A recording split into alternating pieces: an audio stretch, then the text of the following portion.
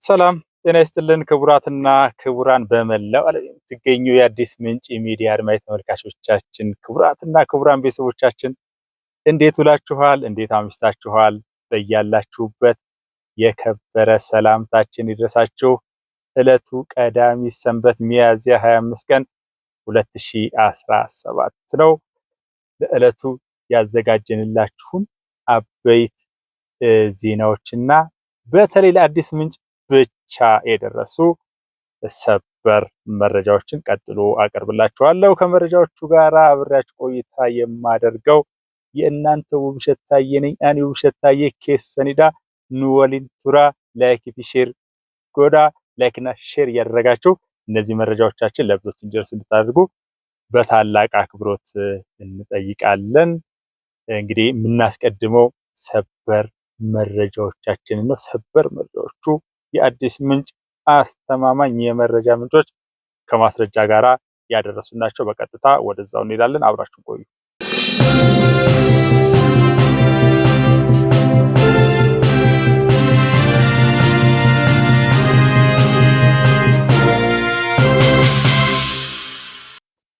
የመጀመሪያው ሰበር መረጃችን የሚወስደን ወደ ሰሜን ሸዋ ዞን ጠራ ወረዳ ነው። እንግዲህ በጠራ ወረዳ በጣም ብዙ ምስቅልቅሎች ሲያጋጥሙ የነበሩበት ወረዳ ነው።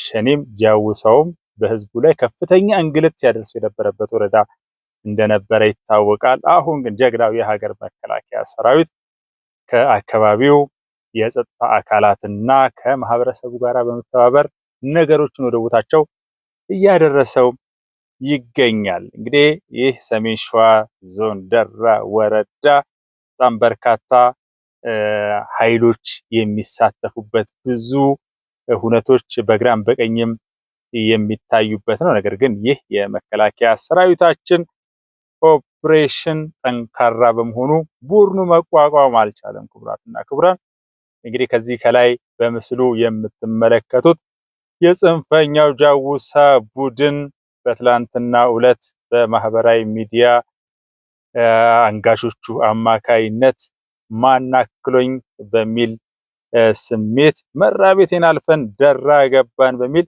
በማህበራዊ ሚዲያ ላይ ካሰራጯቸው ምስሎች አንዱ ነው። የዚህን ዘራፊ ቡድን የጥፋት እንቅስቃሴ ሲከታተል የነበረው መከላከያ መረጃ የህልመኛውን ቡድን ጉዞ በማምከን ብርቱ እርምጃ መውሰዱን ታዲያ በተለይ ለአዲስ ምንጭ የደረሰው ሰበር መረጃ አረጋግጧል።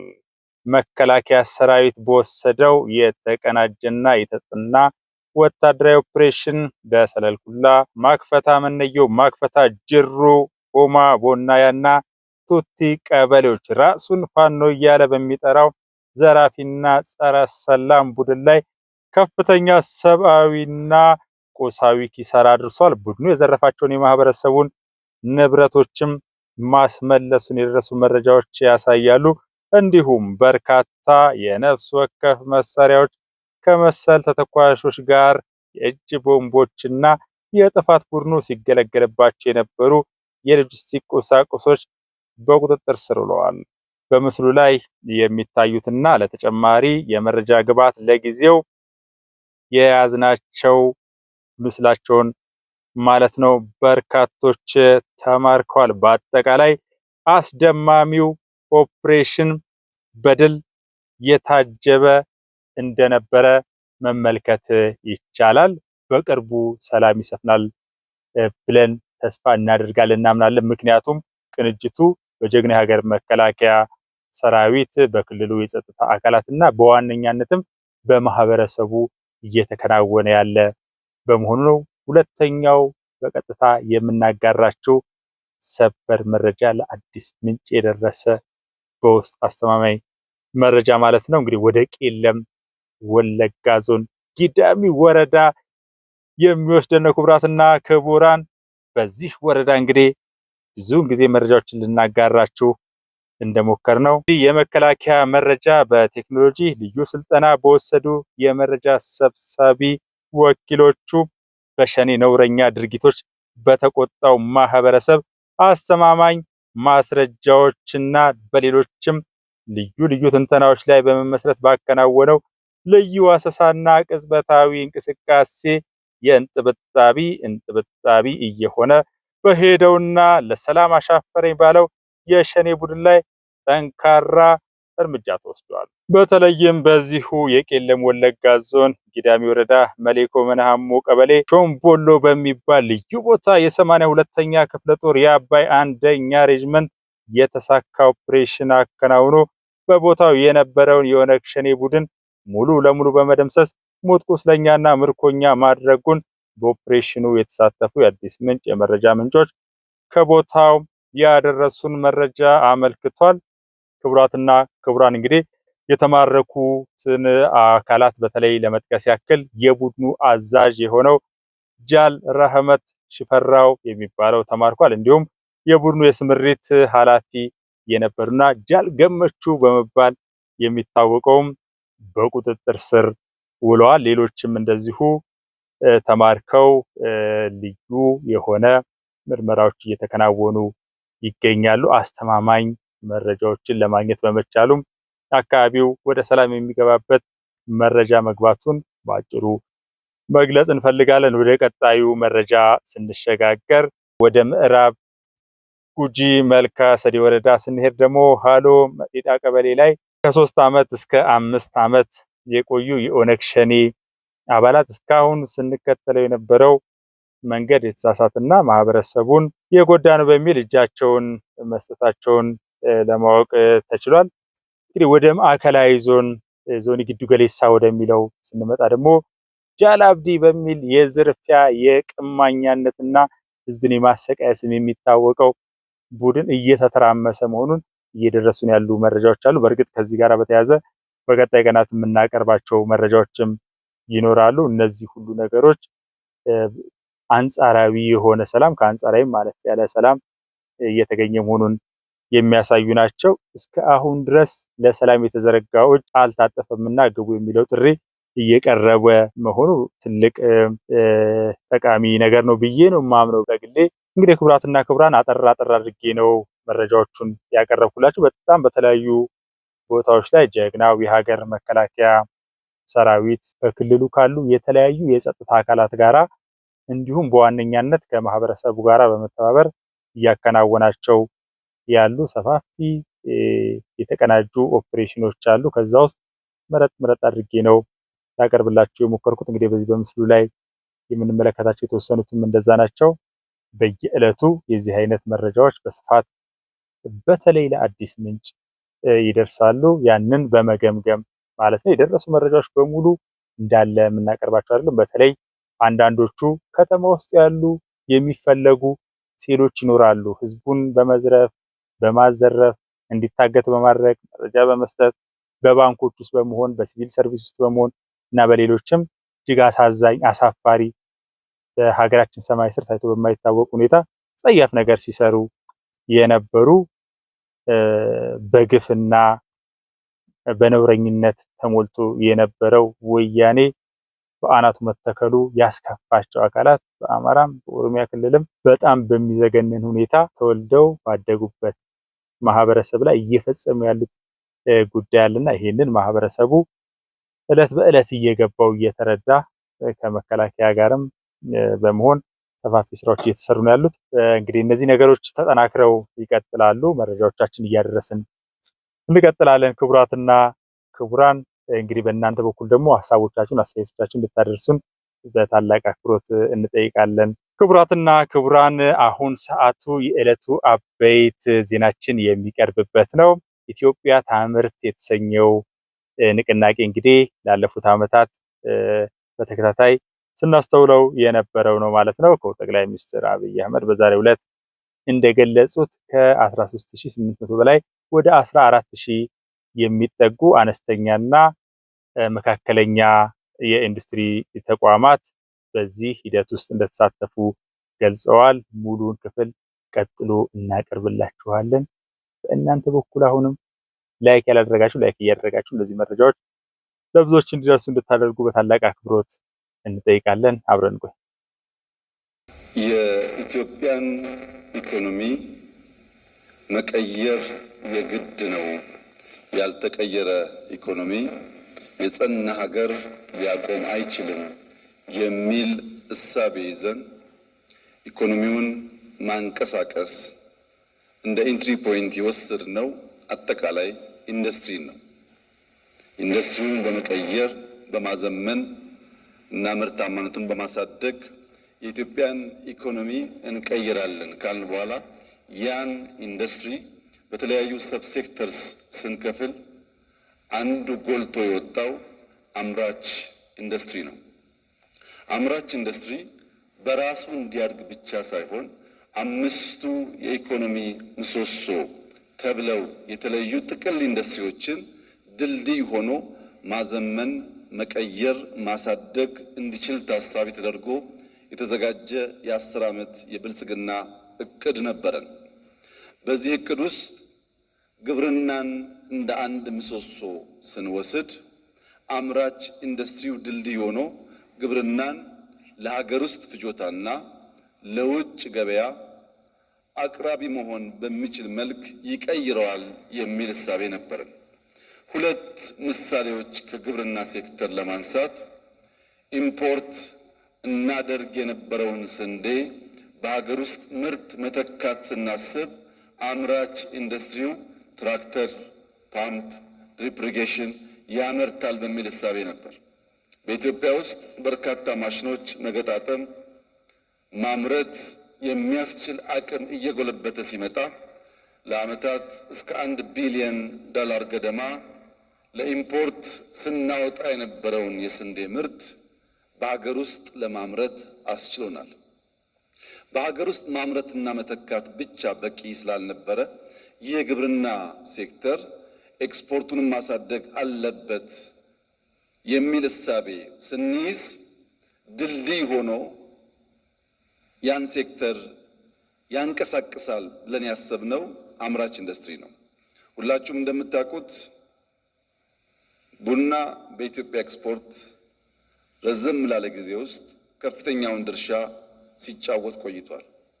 የቡናን ምርታማነት ለማሳደግ አምራች ኢንዱስትሪው ለችግኝ ፕላስቲክ ማምረት ካልቻለ፣ ለኢሪጌሽን ቲዩቦች ማዘጋጀት ካልቻለ፣ መልቀሚያ መኮትኮቻ ማሽኖች ማምረት ካልቻለ ቡና ብቻውን ማደግ አይችልም። ዘንድሮ 400,000 ገደማ ቶን ቡና ለውጭ ሀገር ገበያ ውለን በኢትዮጵያ ታሪክ ለመጀመሪያ ጊዜ $2 ቢሊዮን ገደማ ገቢ አግኝተናል። ይሄ ከአምናው እንኳን ሲወዳደር $1.4 ቢሊዮን ነበር አምና ቡና ያስገባ ነው።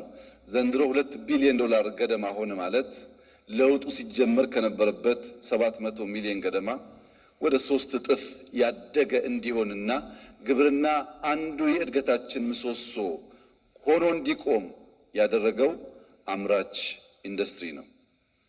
በሁለተኛነት በምሰሶነት የወሰድነው ማይኒንግ ነው። ማይኒንግ በጥቅሉ ኢንዱስትሪ ውስጥ የሚያርፍ ቢሆንም እንደ አንድ ምሰሶ አምራች ኢንዱስትሪው ድልድይ ሆኖ ሽግግር ያረጋግጥለታል የሚል እምነት ነበረ። ሁላችሁም እንደምታውቁት ኢትዮጵያ በተፈጥሮ ሀብት የታደለች ሀገር ናት። በርከት ያሉ የማይኒንግ ሀብት አላት። አሁን ዓለም የሚጠቀምበት የባትሪ ሮ ማቴሪያል ሊቲየም እኛ ሀገር ውስጥ በስፋት ይገኛል። ለብረት አይረን ኦር ይገኛል። ለማዳበሪያ ፖታሽ ይገኛል። ኢትዮጵያ ውስጥ ወርቅና ነዳጅ ብቻ ሳይሆን በርከት ያሉ የከርሰ ምድር ሀብቶች አሉን። እነዚህን ሀብቶች አወጥተን ለመጠቀም አምራች ኢንዱስትሪው ጉልህ ሚና አለው። ልክ እንደ ስንዴውና እንደ ቡናው ከዓመት 2 ዓመት በፊት በሀገር ውስጥ ሲሚንቶ ምርት ቀንሶ ዋጋውም ከፍ ብሎ እንቸገር ነበር። አምራች ኢንዱስትሪው ባደረገው የድልድይነት ሚና ሲሚንቶ በሀገር ውስጥ ማምረት ተጨማሪ ምርት ማምረት በመቻላችን የሀገር ውስጥ ፍጆታ ማሟላት ብቻ ሳይሆን ለኤክስፖርት ዝግጅት እያደረግን እንገኛለን። ለኢምፖርት ሰብስቲዩሽን በሀገር ውስጥ ብናመርትም ለውጭ ኤክስፖርት ደግሞ አምራች ኢንዱስትሪው ባለፉት 2 ኤክስፖዎች ኢትዮጵያ ወርቅ ማምረት የምትችልባቸውን ማሽኖች ማምረት በመቻሉና በመደገፉ ወርቅ በታሪካችን ለመጀመሪያ ጊዜ ከቡና በልጦ ትልቁ ኤክስፖርት ድርሻ የወሰደ ሲሆን ባለፉት 10 ወራት ወደ 2.5 ቢሊዮን ዶላር ገደማ ወርቅ ኤክስፖርት ማድረግ ችለናል። ማይኒንግ ለኢምፖርት ሰብስቲዩሽን፣ ማይኒንግ ለኤክስፖርት የታለመለትን ግብ እንዲያሳካ ለማድረግ አምራች ኢንዱስትሪው የተጫወተው ሚና በጣም ከፍተኛ ነው። በሶስተኛ ደረጃ ምሰሶ ያልነው ቱሪዝም ነው። ቱሪዝም ውስጥ ኢትዮጵያ ባህል አላት፣ ኢትዮጵያ ታሪክ አላት። ባህሏና ታሪኳን አዘምነን ሰርቪስ መስጠት የሚያስችል አቅም ከገነባን ሊታዩ የሚገባቸው በጣም በርካታ ሀብቶች ኢትዮጵያ ውስጥ እንዳሉ ይታወቃል። በቱሪዝም ዘርፍ አዳዲስ መዳረሻዎችን መገንባት ብቻ ሳይሆን ቀደም ሲል የነበሩ አንድ ለእናቱ የሚባሉ የኢትዮጵያን አባቶች የእጅ ስራ የጭንቅላት ውጤት እያረጁ እየወደቁ ያሉትን መልሰን ማደስ አንዱ ስራችን ነበር። ከዚህ ውስጥ በርካታዎቻችን በቅጡ ሰምተን የማናቀው አላላ ኬላ ሊጠቀስ ይችላል፣ ላሊበላ ሊጠቀስ ይችላል፣ ፋሲል ሊጠቀስ ይችላል፣ የአባ ጅፋር ቤተ መንግስት ሊጠቀስ ይችላል። እዚህ በመዲናችን የሚገኙ የሚኒሊክ የኃይለ ሥላሴ ቤተ መንግስት ሊጠቀሱ ይችላሉ። እነዚህ የነበሩ ጥንታዊ ሀብቶቻችን ታድሰውና ዘመኑን መዋጀት በሚችሉት አግባብ እንዲሰሩ ለማድረግ አምራች ኢንዱስትሪው አይተኬ ሚና ተጫውቷል። የነበረን የቆየን ነገር ማደስ የሚቻለው አምራች ኢንዱስትሪው ሚናውን ሲጫወት ብቻ ነው። አሮጌው በቂ ስላልሆነ አዳዲስ መዳረሻዎች በስፋት መገንባታችን ይታወቃል። በተለይም የአዲስ አበባ ኮሪደርን ብንወስድ ሲሚንቶ ማሽኑ፣ የፍሳሽ ማስወገጃ ስርዓቱ በሙሉ የሚሰራው በአምራች ኢንዱስትሪ ነው።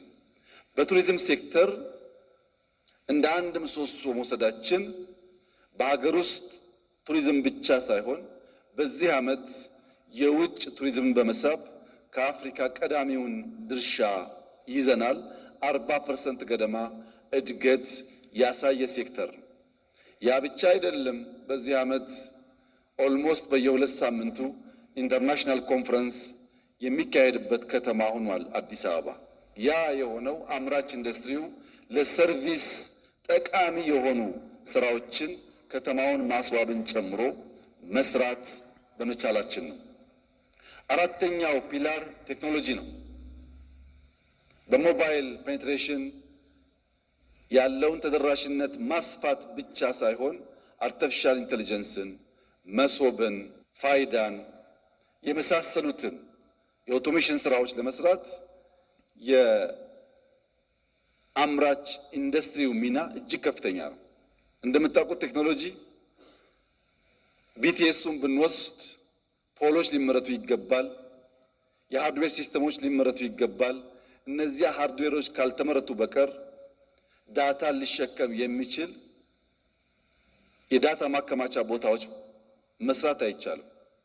ከዚህ አንጻር አምራች ኢንዱስትሪው ሙሉ በሙሉ የኢትዮጵያን ፍላጎት መልሷል ባይባልም በመብራት፣ በቴሌኮም አንቴናዎች፣ በሽቦዎች፣ በሽቦ መከለያ ላስቲኮች እየተደረገ ያለው እንቅስቃሴና ጥረት አራቱ ከአምራች ኢንዱስትሪ ውጭ ያሉት ሴክተሮች እንዲነቃቁና የሚጠበቅባቸውን ስራ እንዲሰሩ በከፍተኛ ደረጃ አምራች ኢንዱስትሪው ሚናውን ተጫውቷል።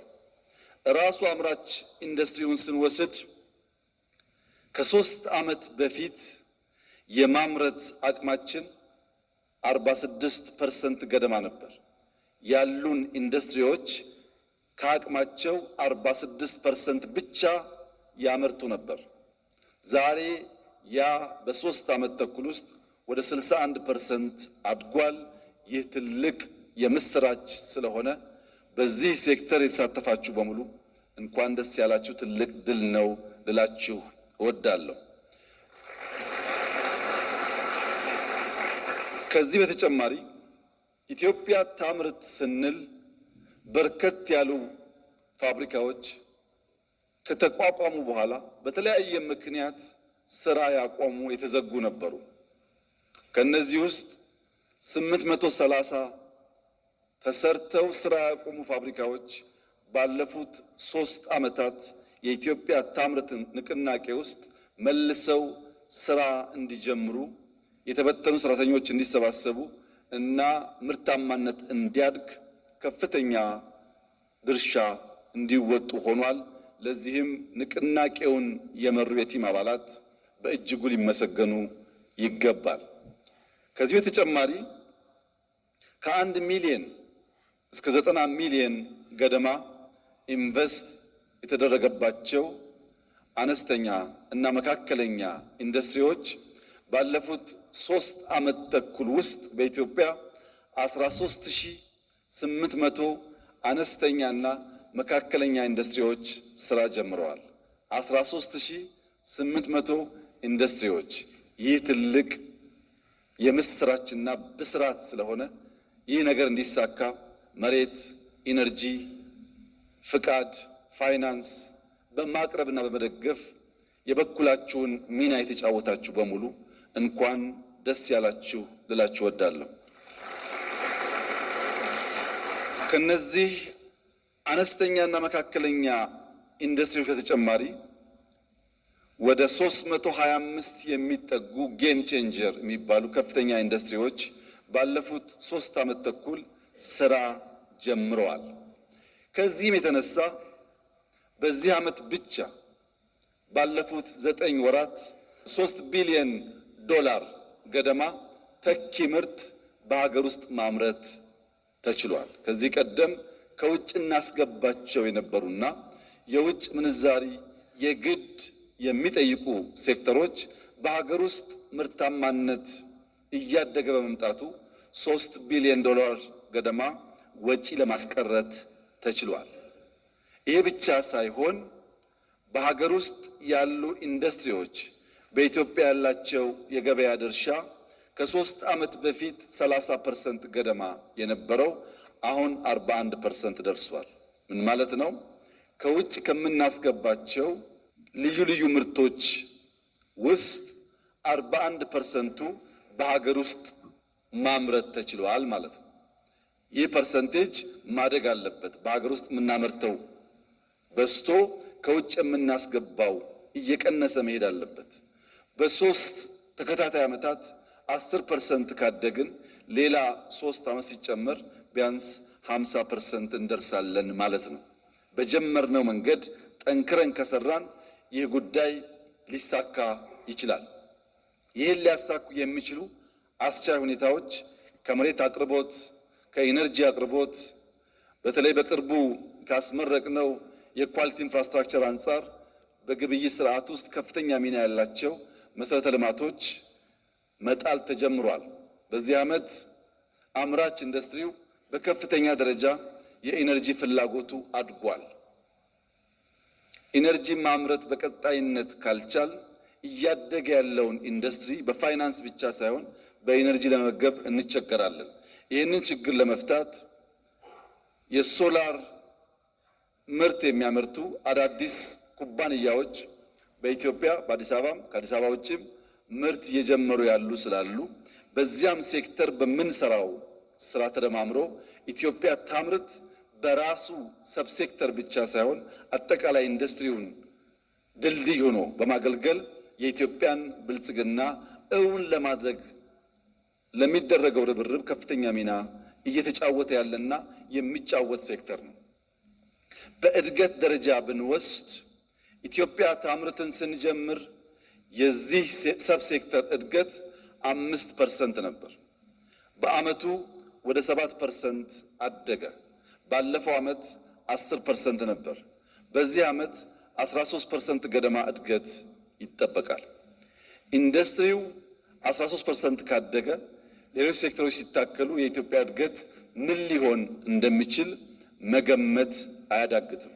የኢትዮጵያ እድገት በቀጣይነት እንዲፋፋም አምራች ኢንዱስትሪው ከፍተኛ ሚና ያለው ስለሆነ ክቡር አቶ መላኩና የእሳቸው የስራ ባልደረቦች እንዲሁም በእኛ ቢሮ የተቋቋመው ስትሪንግ ኮሚቲ በርብርብ ከሚሰሩባቸው መስኮች አንዱ እያንዳንዱን ሴክተር በመቅረብ ችግሩን በመረዳትና በማገዝ ምርታማነት እንዲሰፋ እንዲያድግ ማድረግ፣ ገበያ እንዲተሳሰር ማድረግ፣ በውጭ ያለን ገበያ እንዲያድግ ማድረግ ነው። ከዚህ አንጻር ኢትዮጵያ ታምርት ብለን ስራ ከጀመርን ጊዜ ጀምሮ የመጣው ውጤት ከ5% ወደ 13% በ3 ዓመት ውስጥ ለውጥ ማምጣት ከተቻለ በሚቀጥሉት 5-10 ዓመታት የት ልንደርስ እንደምንችል መገመት አያዳግትም። ይሄ ሁሉ ድል፣ ይሄ ሁሉ ውጤት ግን ችግር አልባ ፈተና አልባ አይደለም። መፍጠር ብዙ ችግር አለበት። የማምረቻ ቦታ ችግር አለ፣ ሎጂስቲክስ ችግር አለ፣ ፋይናንስ ችግር አለ፣ የውጭ ምንዛሪ እጥረት አለ። ፈጠራ ችግር ከሌለ አያስፈልግም።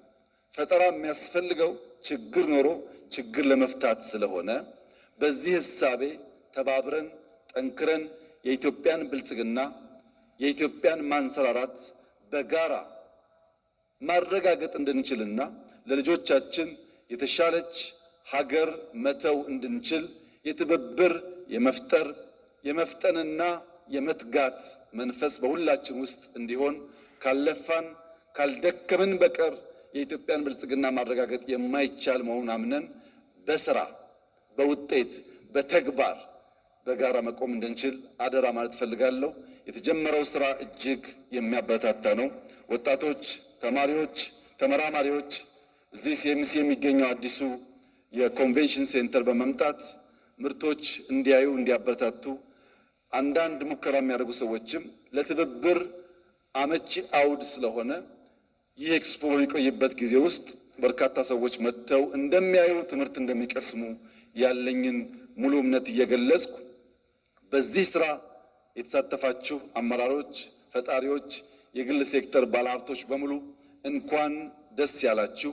የኢትዮጵያን ማንሰራራት ጅማሮ ለማብሰር የሚያስችል መሰረት እየጣላችሁ በመሆኑ እጃችሁም ልባችሁም አእምሯችሁም ሳይታክት ተሰናስኖ ተደምሮ የኢትዮጵያን ብልጽግና እንዲያረጋግጥ አደራ አላችሁ ፈልጋለሁ። እጅግ አድርጌ አመሰግናለሁ።